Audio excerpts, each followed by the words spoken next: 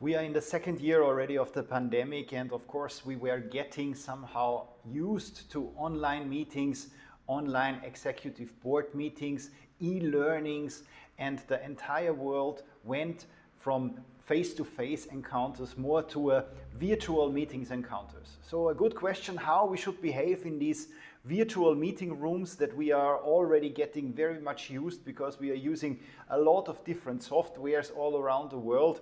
And the things are actually quite simple. We just have to consider a couple of steps that will make our online meeting from the etiquette and from the protocol point of view a success. Most importantly, I think you should get familiar with the technique that the different softwares are offering to you today. Technique, like we always say in protocol, does not allow a second chances, so no second chances in technique and in the software that we are using for our online meeting. Meaning we have to prepare ourselves for a virtual meeting in the same way like we have to prepare ourselves in a face-to-face real-life meeting.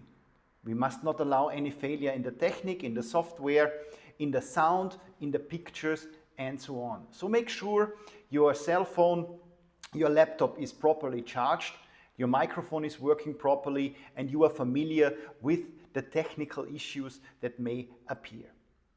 Another thing which is very important to keep in mind is virtual meetings are happening globally all around the world in different time zones. Therefore, it is highly of interest to everyone that everybody who is participating in a virtual meeting arrives on time. One of the basic rules of protocol is that the higher ranking ones arrives at the last. So we are making sure that the lower ranking ones are there and that the higher ranking ones should not wait for the other ones to appear. Punctuality is some of the main importances of the dose in the virtual meetings. Another very important thing is that you should never confuse a virtual meeting with a real-life meeting in terms of your dress code or in terms of your behavior in a meeting. Dress code is absolutely necessary to be maintained, and we always advise that you do not do anything else during that meetings. In ISPD we have been doing virtual meetings and especially e-learning meetings already since more than 10 years.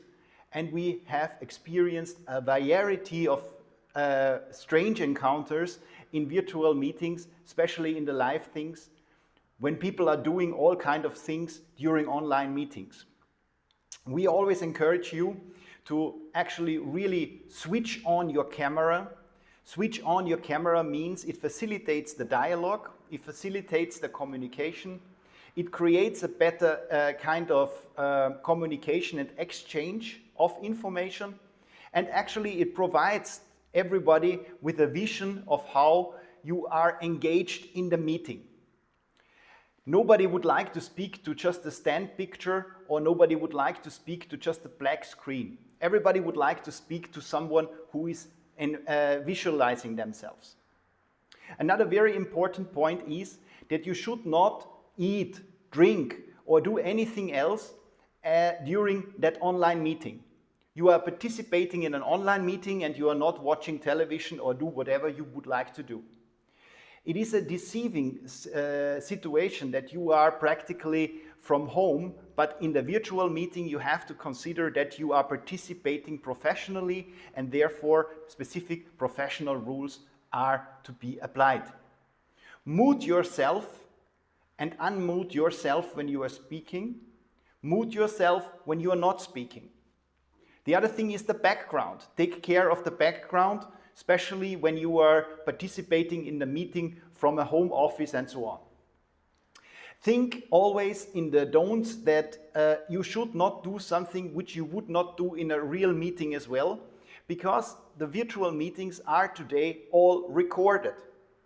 So we always advise to not do too many jokes or not to do anything that you would not do in the lifetime.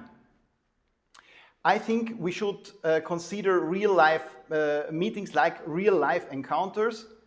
We have to pay the respect to our participants, and therefore actually virtual meetings should be considered as real-life meetings. And I think this is probably one of the knowledge that we will take for the future, hopefully when the pandemic is over, that we are going to incorporate virtual meetings in our day-to-day business life as well.